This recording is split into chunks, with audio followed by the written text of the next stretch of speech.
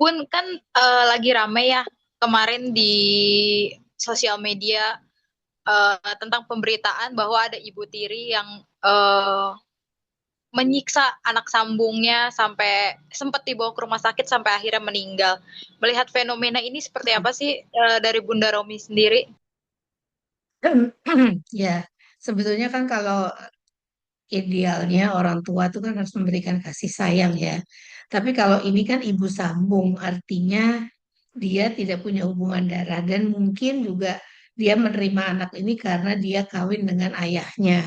Sehingga ketulusannya itu mungkin dalam tanda kutip dipertanyakan lah gitu cintanya sayangnya terlepas dari memang kalau anak kan kadang-kadang ada nakalnya, ada membangkangnya, tetapi kan kalau kita sayang, kita cinta pasti ada apa namanya cara-cara pendekatan yang berbeda. Nah, kalau ini adalah orang yang kemungkinan kalau tidak bisa mungkin tersosialisasikan apa yang dia inginkan ke ayahnya, mungkin dilampiaskan ke anaknya, atau bisa juga karena si ibu ini punya masalah sendiri sebetulnya dalam anger managementnya dan sebagainya sehingga sedikit saja cari tempat untuk bisa melampiaskan itu yang paling rentan, yang paling less power itu adalah si anak gitu.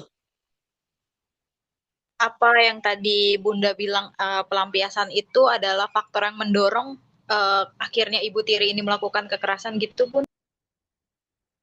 Ya, maksud saya kan gini, kalau dia bisa punya komunikasi yang baik dengan anaknya, kan anaknya udah besar, nggak perlu sampai seperti itu mungkin.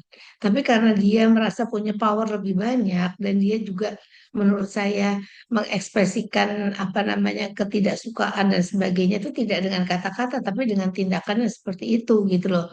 Jadi kontrol diri si ibu ini juga kurang. Harusnya dia punya anger management nih karena orangnya mungkin suka meletup-letup, suka marah. Makanya harus jadi itu dan kalau saya lihat kan mungkin kalau dari yang film yang ada juga saya nggak ngelihat bahwa ada merasa berdosa dari si ibu ya pada waktu kemudian anaknya sudah dalam keadaan seperti itu dan ini kan bukan pertama kalinya gitu. Nah, untuk si ayah sendiri, Bun, mungkin seperti apa sih, Bun, pada akhirnya kok bisa kecolongan atau tidak responsif terlalu cepat gitu ketika melihat anaknya mendapat kekerasan sendiri dari istrinya? Nah, itu makanya kalau di dalam keluarga itu kan kita harus selalu saling melihat, mengobservasi apa yang terjadi pada keluarga kita. Apakah ini anak jadi pendiam, apakah anak ini jadi seperti anak ketakutan, nggak mau bicara dan sebagainya, atau anak ini tidak mau bergaul lagi. Nah, itu kan harusnya ada tanda-tanda. Tapi ini kayaknya ayahnya juga tidak peka terhadap hal-hal seperti itu. Dan mungkin hubungan dengan orang tua, dengan istrinya juga nggak smooth saja gitu. Jadi ada mungkin kendala-kendala juga mungkin. Jadi istri nggak bisa menceritakan keluh kesahnya.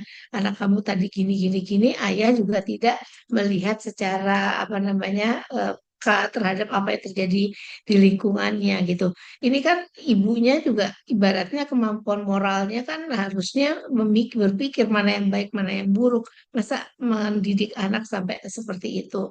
Berarti dia kan kemampuannya untuk memilah yang baik dan buruk tidak ada gitu. Bun, tadi Bunda menyebut tidak ada penyesalan ya di raut wajah ibu sambungnya sendiri. Itu memang dia sudah rencana, kalau dilihat sudah direncanakan atau memang sudah terbiasa sih Bun untuk melakukan kekerasan tersebut? Nah, kalau itu saya nggak tahu ya, tetapi bahwa mungkin dia orangnya nggak bisa memanage angernya, marahnya, orangnya tidak bisa punya kontrol diri, maka apapun yang terjadi dia selalu meletup-letup gitu. Mungkin aja meletup-letupnya itu salah satunya tidak hanya dengan kata-kata, tetapi juga dengan tindakan, dengan memukul, dan itu kan tindakan yang sesuatu yang hukuman yang jarang dilakukan orang, menyiram air panas, dan biasanya orang mukul. Ini kan sudah lebih daripada itu. Dan ini kan harusnya sudah bisa terdetek. Dan anak ini juga nggak punya akses komunikasi yang baik dengan ayahnya mungkin, sehingga nggak bisa cerita gitu. Bun, pada akhirnya ini selain komunikasi yang buruk, apa sih pemicu lainnya? Mungkin karena ekonomi kah atau apa gitu Bun yang bisa menyebabkan akhirnya adanya kekerasan ini? Sebetulnya kalau penyebabnya kekerasan tuh bisa macam-macam, bisa ekonomi, bisa faktor komunikasi, bisa faktor kemampuan untuk berempati pada pasangan dan sebagainya itu bisa macam-macam. Tapi intinya kan kalaupun kita mengalami masalah-masalah itu kalau punya kemampuan untuk memilah baik dan buruk atau moralnya si ibu ini terstimulasi dengan baik, dia bisa berpikir untuk tidak melakukan hal-hal yang paling buruk. Dan berikutnya adalah ibu ini kemungkinan tidak mempunyai kontrol diri yang baik, sehingga dia tidak bisa berempati terhadap anaknya, tidak bisa mengontrol emosinya seperti itu. Bun, ini kan banyak ya kasus di Indonesia sendiri. Mungkin untuk pada kekerasan anak, untuk Bunda sendiri mungkin gimana sih Bun sebenarnya eh, secara psikolognya untuk anak-anak sendiri dengan adanya banyak kekerasan ini sampai akhirnya kan ada yang meninggal juga ya Bun.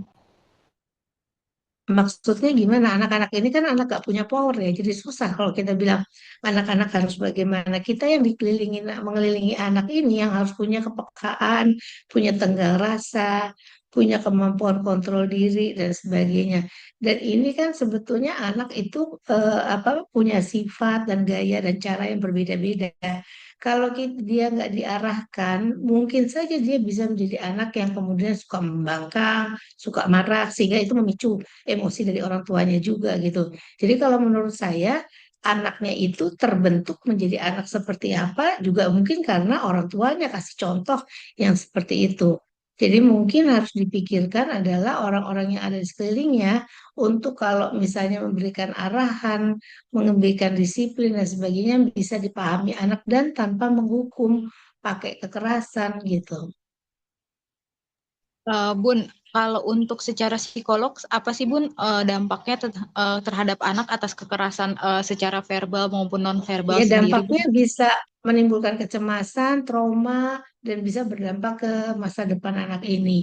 Karena kalau dia takut sama orang, mungkin selama hidupnya dia akan takut terus sama orang, misalnya kepada orang yang lebih besar, orang yang lebih tua, orang yang apa, yang dia pikir punya power dan dia tidak punya power. Anak ini kemampuannya untuk kemudian mengatasi kecemasannya itu belum tentu bisa dengan mudah, tidak seperti membalik telapak tangan ketakutannya, traumanya dan sebagainya. Ini sebetulnya kalau kayak gini kalau harus ditangani dengan serius lah oleh pakar dan sebagainya gitu. Untuk pesan-pesannya Bun terhadap orang tua yang masih belum bisa mengontrol emosinya sampai akhirnya melakukan kekerasan terhadap anak seperti apa sih Bun? Ya, kalau saya bilang stimulasi moral orang tua ini supaya bisa punya empati, kontrol diri, nurani, bisa berbuat baik, bisa berbuat toleransi kepada orang lain, berbuat apa respect kepada anak kecil walaupun anak itu masih tidak bisa komunikasi dengan baik dan juga orang tua harus belajar kontrol diri yang baik dan kalau sayang sama anak, cinta sama anak nggak usah dilampiaskan dengan cara memukul, memarahi untuk mendisiplinkannya gitu. Ya, Bun, Mbak. mungkin terakhir Bun, ada ini kan ibu kandungnya pada akhirnya juga melakukan langkah hukum dan sebagainya. Kalau dari ibunya sendiri kan sangat terpukul ya Bun. Kalau Bunda sendiri melihatnya seperti apa? Ya, anak itu memang harus dilindungi. Tapi ini kan sudah kelewatan, jadi sudah anak ini juga sudah nggak ada.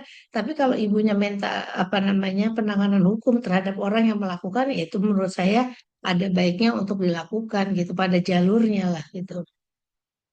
Ya, Oke, ya terima Mbak. kasih Bunda Oke, atas waktunya. sama-sama.